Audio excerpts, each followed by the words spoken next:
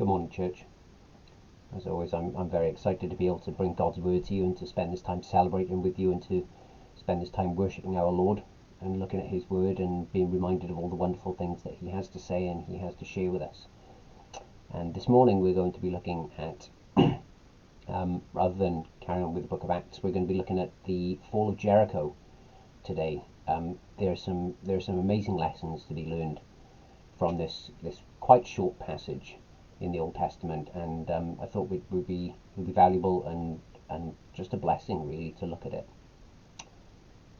The fall of Jericho, it's just sometimes it's just another Old Testament story to us. Sometimes it's just one of those things that it's the kind of thing that makes quite a big appearance in Sunday school, isn't it? Pictures of people wandering about the walls, blowing trumpets, and kind of like with Noah's Ark and Daniel in the lion's den. It's sort of a Sunday school favourite. And I think sometimes when something becomes a bit of a Sunday school favourite, it kind of loses its edge. It kind of loses its significance almost. We can kind of overlook it. But it's hard to describe what a massively significant moment it was in Israel's history and in the unfolding of God's plan and the unfolding of the covenant that he made with his people, which then was just the people of Israel, but now of course includes all of us. And to really sort of pick it apart, we need to bear in mind that the 700 years of history leading up to it was that long in the making, and it was that long since the promises had been made. It started actually with Abraham. God promised Abraham that he would be the father of many nations, and he promised that he would, his descendants would number the same as the stars in the sky, and this nation would inherit the promised land. And we follow his story through Genesis. We follow the story of his descendants. Lots of different people have woven into this story. Lots of different people receive different aspects of this promise. Lots of different people are involved. Their lives unfold in a way that has been planned out by God, and God sort of works the events towards his ultimate goal. We go from Abraham through his sons, to Joseph. Joseph, of course, was taken to Egypt, and God worked an amazing plan through him whereby thousands, hundreds of thousands, possibly millions of lives were saved. But more importantly, he fathered the 12 nations, the 12 tribes of Israel, or the 12 tribes came through Joseph. So after Joseph, the people of Israel were enslaved for 400 years in Egypt. They weren't called Israel then. 400 years of slavery of one nation. And all of this time, they knew that God had promised them something, and they had no idea how it was going to happen. And we have to be honest, they probably doubted by this time. After 400 years of nothing coming, of 400 years of possibly feeling abandoned by God, 400 years of being under the yoke of Egyptian slavery, 400 years with no way out. And there must have been people looking back over this 400 years thinking, God's not coming. Abraham was wrong. Nothing came of the promises to Jacob. Nothing came of the promises to Joseph. Nothing came of the promises that have been handed down to us. We're lost, and God has abandoned us. And then came Moses, and Moses led them out of Egypt. Moses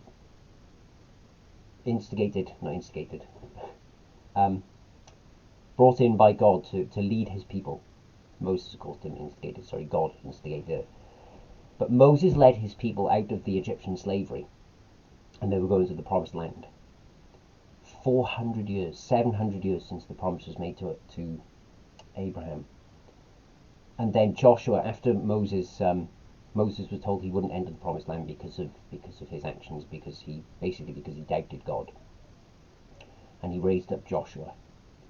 Now, this 700 years, it's impossible for us to identify with that, I think.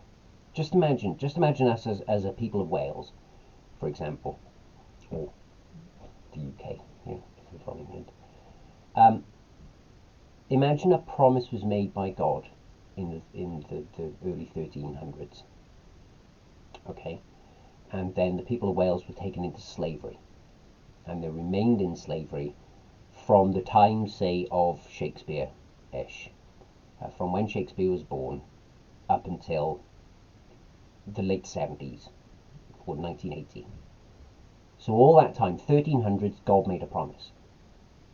Around the time of Shakespeare, up until the late 70s, 1980, we were in slavery. And then in 1980, somebody came, sent by God, and released us from this slavery. And we're on our way to the promised land. And then another 40 years of wandering because of the doubt, because of the ungratefulness of the people, because they doubted God's promises, because they constantly rebelled against him. 40 years from 1980 up until right now, this morning, whenever you're watching this. And at that point, after all that time, after all that heartbreak, after all that feeling of abandonment, after all the times when they thought that God had broken his promise or had abandoned them, after all that time, this morning, right now, after all that history, imagine standing there, crossing over the Jordan, standing in front of the walls of Jericho, and at last this promise has come. At last this promised land, they've entered the promised land, they've gone into the place that God promised them all those years ago. And this is where they found themselves as they crossed over the River Jordan, and they went into, they started approaching the boundaries, the borders of the promised land. This is where they found themselves. So at this point we're in Joshua chapter 6. And as they approached this this city, that they must have been feeling apprehensive. Who wouldn't? They're a bunch of wandering nomads, They're not soldiers, and this is a fortified city they're going up against. This isn't just like a sort of little settlement, a collection of houses. This has walls, this has soldiers, this has experience in fighting. These people have experience in sieges, possibly. They're armed, they're trained, and you're standing there looking at a fortified city thinking, how are we going to do this? And then God said to Joshua in Joshua chapter 1 verses 5 to 6, he said, "No man shall stand before you all the days of your life. Just as I was with Moses, so I will be with you. I will not leave you or forsake you. Be strong and courageous, for you shall cause this people to inherit the land that I swore to their fathers to give them." God promised Joshua again that the land was going to be theirs. After so many promises, God promised him once again, "Remember, Joshua, I am with you." And how they're going to conquer a fortified city? Joshua chapter 6 tells us. It's quite a long passage. I'll read the whole story of the fall of Jericho from verse 1 to verse 20. Now Jericho was shut up inside and outside because of the people of Israel. None went out and none came in. And the Lord said to Joshua, "See, I have given Jericho into your hand with its king and mighty men of valour. You shall march around the city, all the men of war going around the city once. Thus you shall do for 6 days. 7 priests shall bear 7 trumpets of ram's horns before the ark. On the 7th day you shall march round the city 7 times, and the priests shall blow with trumpets. And when they make a long blast with the ram's horn, you shall hear the sound of the trumpet. Then all the people shall shout with a great shout, and the wall of the city will fall down flat, and the people shall go up every one straight before him." So Joshua the son of Nun called the priests and said to them, "Take up the ark of the covenant, and let 7 priests bear 7 trumpets of ram's horns before the ark of the Lord." And he said to the people, "Go forward, march around the city, and let the armed men pass on before the ark of the Lord."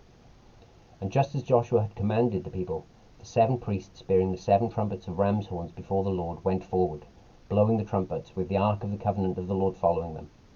The armed men were walking before the priests who were blowing the trumpets, and the rear guard was walking after the ark while the trumpets blew continually.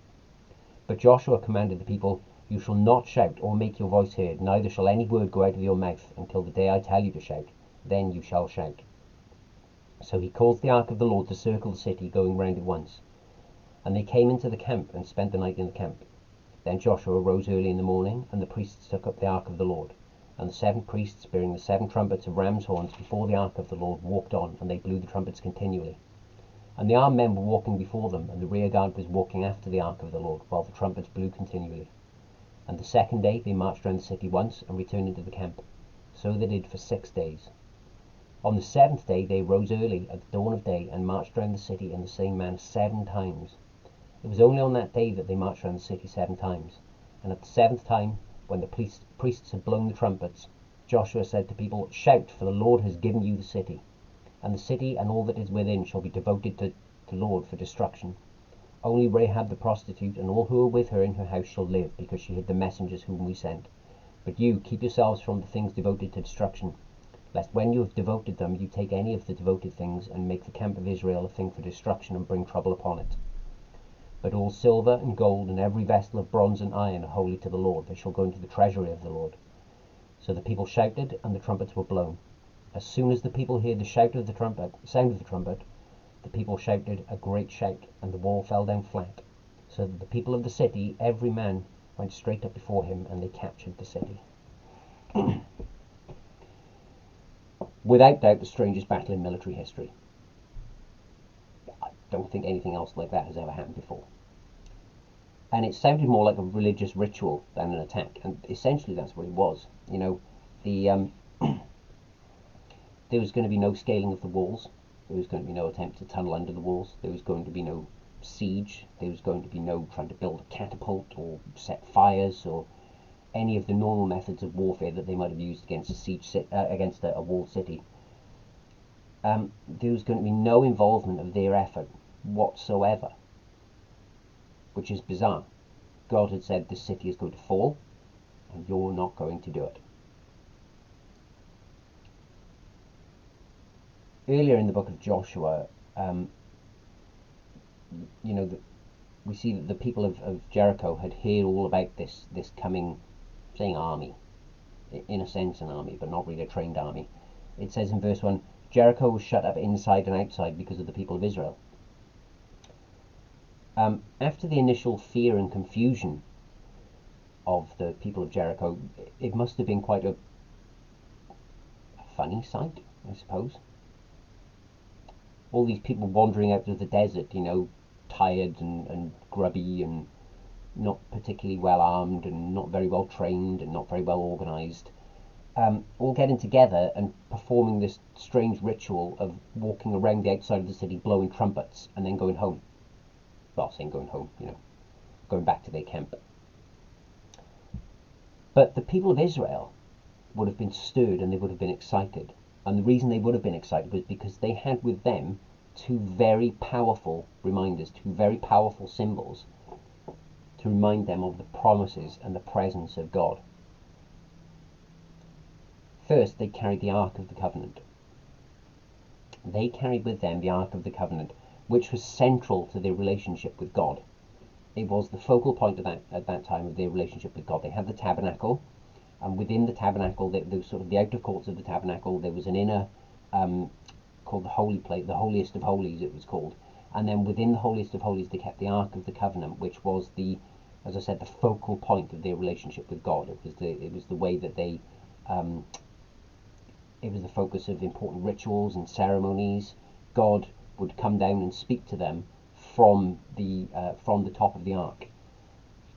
And it was a wooden chest. It was basically a wooden box with carved angels on top of it, inlaid with gold. And within it, it had the stone tablets with the 10 Commandments on, written by God, directly written by God, and some of the things as well. It had Aaron's staff and some of the manna that was first provided to keep the Israelites fed in the wilderness. And it was used on the Day of Atonement, which was the holiest, most sacred day of their religious calendar. When God was going to manifest his presence, when God was going to speak to the priests, when God was going to communicate with them, he would do it from on top of the ark, as it were. It was called, the top of the ark was called the mercy seat. He gave them instructions, and they were very specific. He said, "You shall make a seat of pure gold. 2 cubits and a half shall be its length, and 1.5 cubits its breadth. And you shall make 2 cherubim of gold, the angels, Of hammered work you shall make them in the two ends of the mercy seat. Make one cherub on the one end and one on the other end. Of one piece with the mercy seat you shall make the cherubim on its two ends. The cherubim shall spread out the wings above, overshadowing the mercy seat with their wings, their faces to one another towards the mercy seat. And you shall put the mercy seat on top of the ark, and in the ark you shall put the testimony I shall give you. This is the significant bit. There I will meet with you, and from above the mercy seat, between the two cherubim that are on the ark of the testimony, I will speak with you about all that I will give you in commandment for the people of Israel. So it represented the presence of God, the actual presence of God, the manifest presence of God on earth. Obviously God is everywhere, but he would focus his presence. He would make some sort of visible representation of himself almost. And they carried it around the city. They carried this box around the city, knowing this sacred thing that we carry, God speaks to us from this.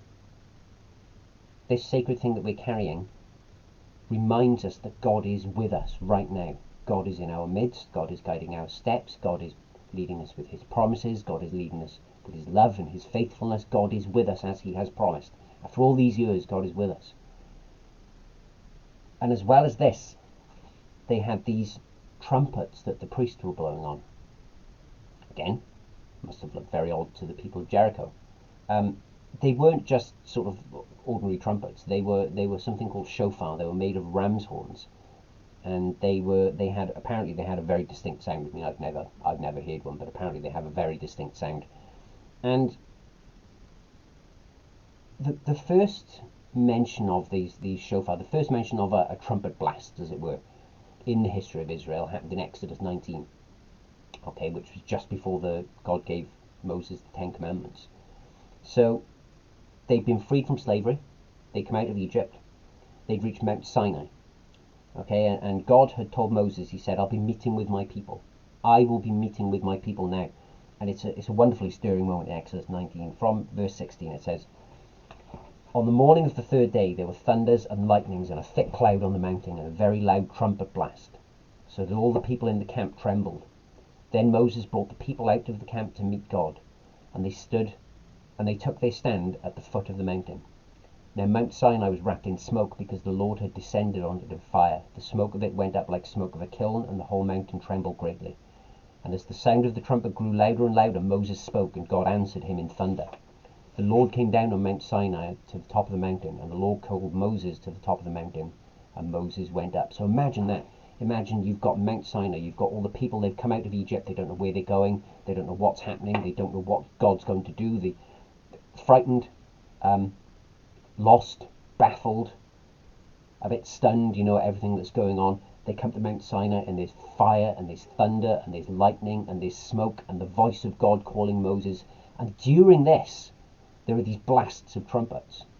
Part of this sort of visible presence of God, this fire and this lightning, and there's this blast of these trumpets.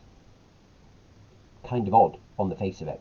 But then, God presented Moses with the Ten Commandments, and then as the different law unfolded, and as the different revelations from God unfolded, and God talked about ceremonies and rituals and things that the people of Israel will be commanded to do as they wandered in the desert, and as they made their home in the promised land.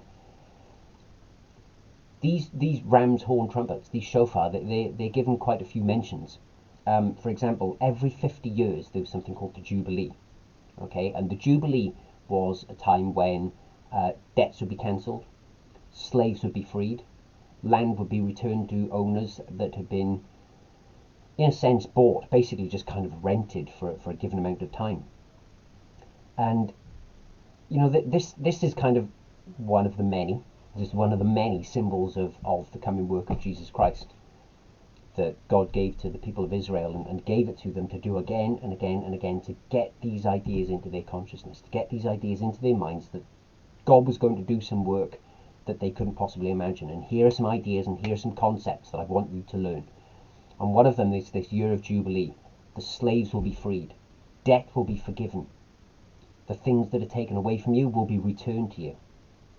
How amazing is that? That reminder over 1,000 years before Jesus came. You have these reminders: the slaves will be free, debt will be forgiven, debt that you can't pay will be forgiven, the bondage of slavery that is on you will be broken. And in this year of Jubilee, this most wonderful time, on the Day of Atonement, the holiest day of the year, part of the ceremony of the Day of Atonement was the blast of these trumpets. These trumpets they'd heard at Mount Sinai when God gave them the Ten Commandments, these trumpets that had accompanied the presence of God on the mountain with the smoke and the fire and the lightning and the voice of God calling Moses. They heard the trumpets. There was the Feast of Trumpets. Surprisingly, the trumpets were involved in that one as well. Okay, so the Feast of Trumpets was a time of celebration. It was a time of celebration and feasting and joy to remind the people of Israel, I want you to take this time to feast and to celebrate and to be joyful for all the things that I have given, all the things that I will give you, all the promises I've made, the things I've done so far, the things that will happen long after your days, the kingdom that I will unfold on earth, the kingdom that I will bring in, the things that I will do. Take this time to celebrate. And at this time of celebration, blow on these trumpets, blast on these trumpets, and be reminded that this is part of the, use these as part of the reminder of the things that I'm doing. Use these as part of the reminder of the glory of God. So these trumpets, this wasn't just like them wandering about blowing on things and making a funny noise or trying to intimidate the people of Jericho or something like that. These trumpets were deeply significant to them because they had this reminder of all of the things of God, all the promises of God. So they're walking around Jericho with these reminders. They're walking around Jericho with this box, this chest, this ark that reminded them of the presence of God. And they're blasting on these trumpets to remind them again the presence of God and the promise of God and the power of God and the goodness of God and the faithfulness of God. All of these things are with them and reminding them and exciting and inspiring them. God has promised us these things, and look at these reminders. And God told them to remain silent. At this point, I'm kind of speculating. Okay, I don't know this for definite, but God told them to remain silent as they walked around carrying the ark, blowing on the trumpets, waiting for God to do the work that He promised. All I can think for that is God wants you to be silent in the presence of these reminders. And don't wander about chatting with your neighbour. Walk in this procession, walk with these reminders, and don't talk. Just think. Dwell on these things. Remember these things. Take a time of silence and remember these things that God has promised, and remember these things that God is doing, and focus on them and focus on Him.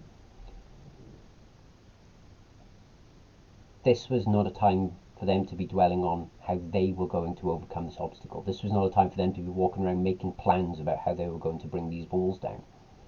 This was a time for them to focus on God and let Him work. And when common sense said they should have been drawing up battle plans, when common sense said they should have been trying to figure out how they were going to break these walls down, when common sense said to the people in Jericho, these people have no chance. What are they doing? What do they think they're doing? Do they think that we're just going to run away?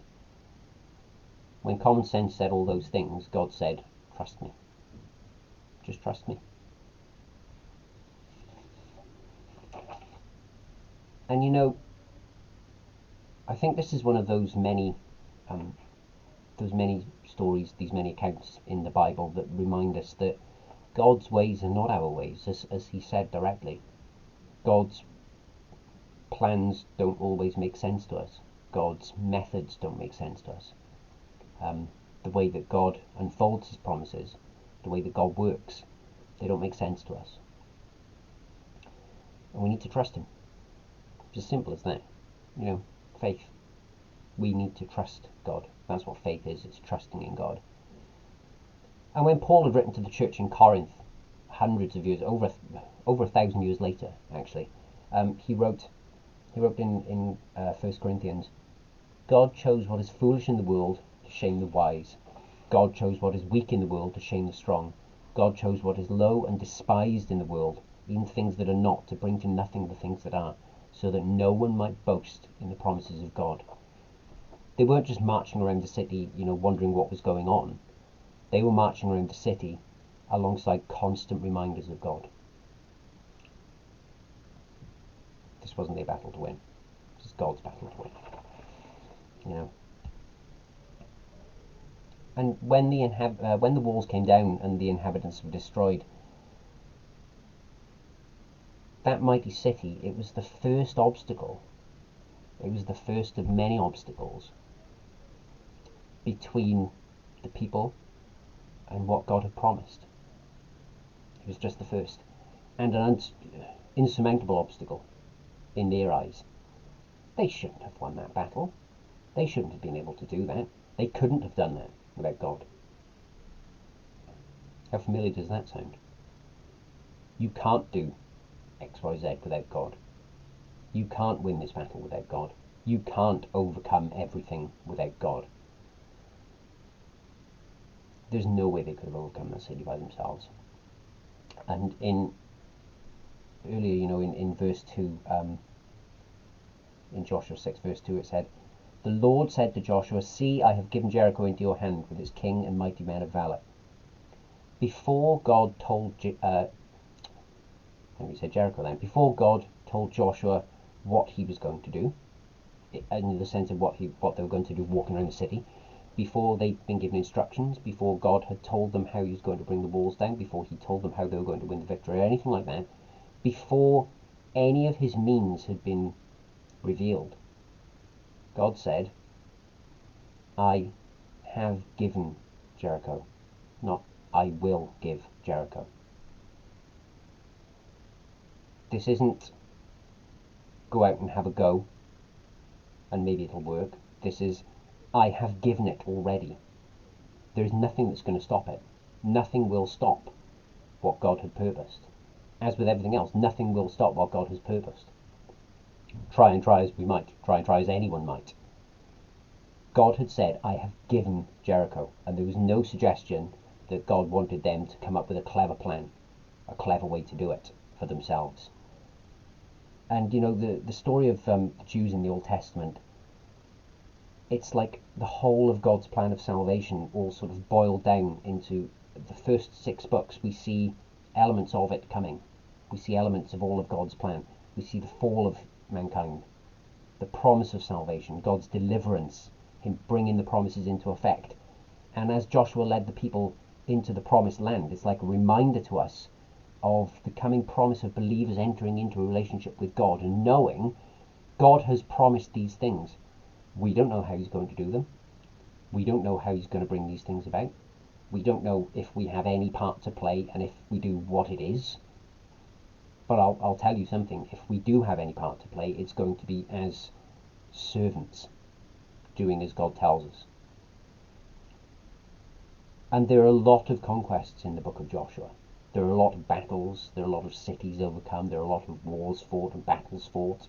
There are a lot of sort of ups and downs.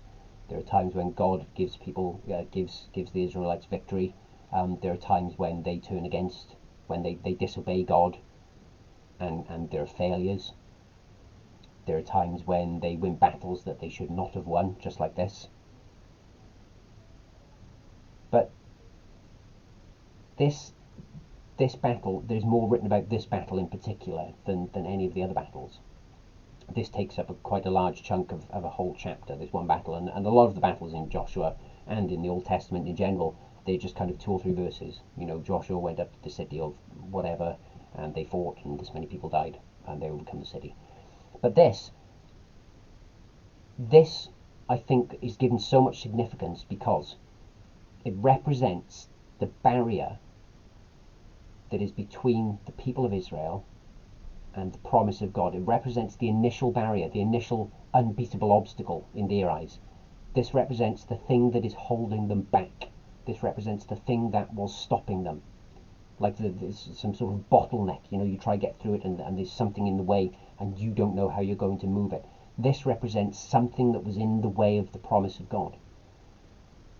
And it was a powerful test of their faith and obedience for them to do this, to cross the Jordan, to go up against Jericho, and to follow instructions that made no sense whatsoever, under the guidance of God.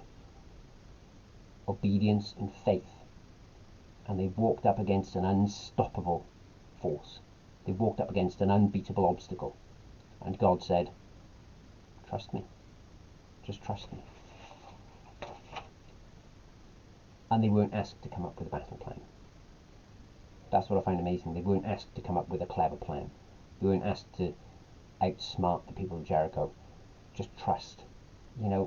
And this is like the warfare that we might be involved with. The walls of Jericho. You have your own walls of Jericho. Okay, you have your own Jericho now. You will have your own Jericho in the future. This thing that you cannot overcome. This thing that you cannot beat. This thing that is standing in your way. This thing that is between you and God. This barrier that is between you and God. Whatever your struggle, your doubt, your fear, your personal struggle with sin, your whatever your barrier is. We all have them. They come and they go. You might have a barrier in 5 years' time that you didn't think about now. You might have seen God already break them down. I know I have. Whether it's a weakness in our character, like I said, whether it's a personal struggle with sin, whether it's difficulty in devoting ourselves to God, whether it's an indifference, if you've grown cold, if you find yourself wandering away from God, if you've never really committed yourself fully to God in the first place, whatever it is, if you've never surrendered your life to Christ, whatever it is, God can overcome if you trust him. Whatever this Jericho of yours is, God will overcome. I always have to stop and say, at this point, everything isn't going to be rosy. You might not overcome your financial problems. You might not overcome your phobias. You might struggle with anxiety. You might struggle with depression. You might struggle with fear. You might struggle with doubt for a long time. Okay? All of these things are not going to go away. They might, if the Lord moves, if the Lord decides to do them, they might. Okay? But don't pin your belief in the promises of God on worldly things. Because this life will not be perfect. But do you know what? The Jericho that I'm talking about is what stands between you and the things that God has promised. Not the things that you'd like him to promise, the things he has promised. We can have peace with him unlike a peace that we could get by ourselves. We can be confident that for those who love him and know him, we will spend eternity with him. We can be confident that he will give us strength. We can be confident that he loves us, that he is there with us, that he is in the struggle with us. These are the things we can be confident about. And whatever your Jericho is, God can take those walls down through obedience and through faith. Obedience and faith. In 2 Corinthians, a passage that you probably know,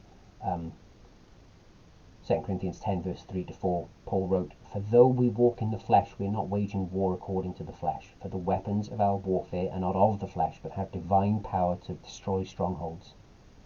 The weapons we trust in are not the same weapons that the world trusts in. The means that we trust in, the methods that we trust in, the things that we trust in. But you know what? The things that we're trying to get shouldn't be the same as the world's either.